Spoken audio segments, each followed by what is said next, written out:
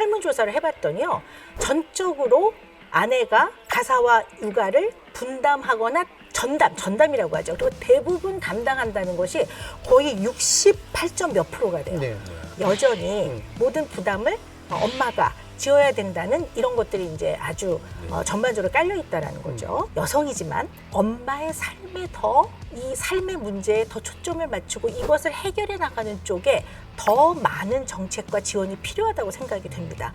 왜냐하면 여성과 집안 내에서 가사와 육아를 전담하는 엄마의 삶은 약간 괴리감이 있거든요. 여성들에 대한 독박, 육아, 성평등 다 너무나 우리가 고민을 해야 되는 중요한 사안인 것 같아요. 그런데 사실 성평등 인식은 5년 전에 비해서 굉장히 많이 좋아졌습니다. 개선이 됐지만 이것도 여성가족부에서 2021년도에 설문조사를 한 자료인데요. 양성평등 설문 자체 조사한 걸 보면요. 어쨌든 그 집안에서 가사와 양육의 분담은 여성들의 몫인 엄마의 몫이라는 것이 굉장히 그 일반적 인식인 것 같아요. 그러니까 사회에서의 여성에 대한 어떤 평등도 중요하지만 아주 이 집안 내에서 가족끼리 살아가는 이 집안 내에서 가사와 양육의 몫을 대부분이 여성이 진다는 거죠. 설문조사를 해봤더니요.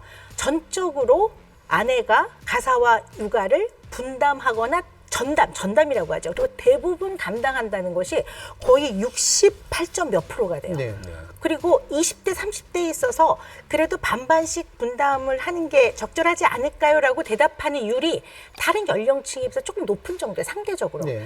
그만큼 아이들을 양육하는 집안 내 환경 내에서는 여전히 모든 부담을 엄마가 지어야 된다는 이런 것들이. 그래서 또 한 가지 그럼 통계치를 봐서 이제 묶어가지고 한번 얘기를 하면 어떨까 싶어요. 결혼 의사를 또 물어봤거든요.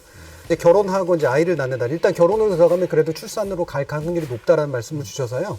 15세부터 39세 사이에 미혼인 청년들에게 결혼 의향이 있는지 이제 확인해 봤는데, 결혼할 의향이 있다, 그리고 자녀를 가질 의향이 있다라고 응답한 남성이 여성보다 약 10%포인트 정도는 높게 나타나고 있습니다. 이 두 질문 모두 또 가장 어린 10대 남녀에서 격차가 또 가장 크게 나타나고 있기도 하고요. 확실히 이제 두 가지 문제가 지적이 되는 것 같아요. 하나는 결혼 의사가 일단은 되게 낮다. 그런데 들어가면 그래도 출산 의사는 또 생기는 수치하고 좀 비슷해 보이지만 남성 여성이 확실히 또 응답 차이가 굉장히 심하다라는 거죠. 오은영 박사님. 하나 우리가 생각을 해봐야 되는 거는 지금 현재 아이를 출산하고 양육할 수 있는 연령대가 맞벌이가 50% 가까이 돼요. 그러니까 사실은 이제 어떤 회사 내에서 아이를 양육할 수 있게끔 많이 배려하는 것이 꼭 남자한테만 해당되는 거는 아니고요. 그러다 보니까 사실 이게 독박 육아라고 하는 것이 굉장한 두려움을 유발하는 단어인 것 같아요. 사실 자녀는 부모가 함께 키우는 게 맞는데요. 독박 육아. 근데 또 여성들은 어쨌든 일을 하고 집에 퇴근을 해도 가사와 육아를 거의 전담을 해야 되는 사실 그런 현실적인 어려움은 있고요. 또 아빠들도 억울하죠. 아빠도 나름 애쓰거든요. 근데 이제 여러 가지 이런 면에서 육아나 가사는 여성에게 어깨에 무거운 짐인 거 분명한 것 같습니다. 또 하나는요. 일부 통계를 보면 대졸 여성은 출산율이 주는데요. 그런데 전문직이나 관리직에 있는 여성들은 오히려 출산을 하고자 합니다. 그러니까 이게 꼭 교육 정도와 반비례한다고 보기는 좀 어려운 것 같아요. 그렇죠. 어떻게 보면 우리 이제 문재인 대통령께서 뭐라고 말씀하셨냐면 인구 정책에 대한 패러다임을 완전히 바꿔야 되겠다.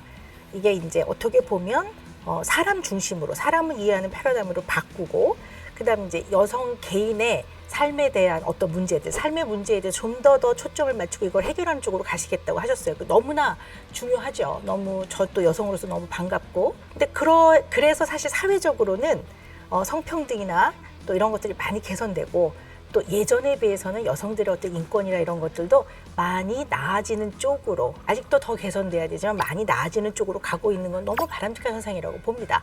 자, 그런데 저출산과 관련돼서는 여성이지만 엄마의 삶에 이 삶의 문제에 더 초점을 맞추고 이것을 해결해 나가는 쪽에 더 많은 정책과 지원이 필요하다고 생각이 됩니다. 왜냐하면 여성과 집안 내에서 가사와 육아를 전담하는 엄마의 삶은 약간 괴리감이 있거든요. 더군다나 사회가 바뀌어 나가면서 여성들은 핵가족이 됐죠. 그래서 아이를 돌봐주는 지지체계가 많이 무너졌습니다. 그리고 맞벌이를 해야 되고 또 약간 노산, 약간 만혼으로 인해서 좀 나이가 들어서 아이를 낳게 되면 더 힘들어지는 면들도 없지 않아 있거든요. 이런 여러 가지 엄마의 삶, 엄마가 갖고 있는 삶의 여러 가지 문제와 이것에 대한 원인과 해결에 대해서 굉장히 더 쫀쫀한 정책들이 필요하지 않을까 싶습니다. 그 인구 정책이라는 게 저는 개인적으로 뭐 숫자를 어느 정도까지 올리느냐 뭐 이런 인구 관리의 선을 훨씬 넘는 굉장히 높은 가치와 자긍심과 이런 것들이 함축적으로 들어가 있는 의미라고 생각합니다. 근데 그런 것들이 제대로 들어가 있지 않으면 뭐 예를 들어 경제적인 것 때문에 아이를 못 낳는다? 그럼 돈을 좀 지원해 주자. 그런다고 아이를 많이 낳지 않아요. 네. 그리고 돌봄의 어려움, 물론 정책이 필요하죠. 그래서 아이들을 돌봐줄 수 있는 시설이나 제도가 많이 만들어지는 거 필요합니다. 그러나 그런 것들이 많이 만들어졌다고 해서 이 출산이라는 건 지극히 개인의 주관적인 선택이기 때문에 이러한 제도나 정책이 개인의 아주 주관적인 중요한 결정. 어떻게 보면 직장은 마음에 안 들면 바꿀 수 있지만 자식은 낳고 나서 돌을 뱃속에 넣을 수도 없고 또 애를 어디다 이렇게 뭐 내버려 둘 수가 없단 말이에요. 그러니까 아이를 낳는 순간부터 내가 죽을 때까지 나는 부모로서 이 아이와의 관계를 해나가야 되기 때문에 굉장히 중요한 결정과 선택이라고 보거든요.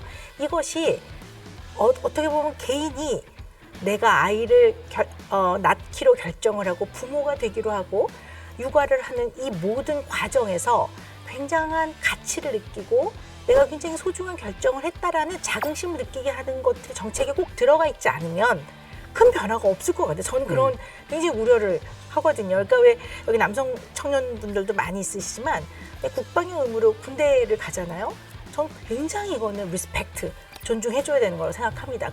그렇듯이 부모가 아이를 낳기로 결정하는 거, 그리고 대체로 가사와 육아는 엄마들이 담당을 아직은 많이 하고 있으니까 이것을 감당해내는 여성, 엄마에 대한 사회적인 굉장히 존경과 존중이 아주 이 우리 문화에 쫙 배이지 않으면 이러한 어려운 과정을 엄두를 못 낼 거란 말이에요. 네. 사실 저는 굉장히 이게 중요할 거라고 생각을 합니다.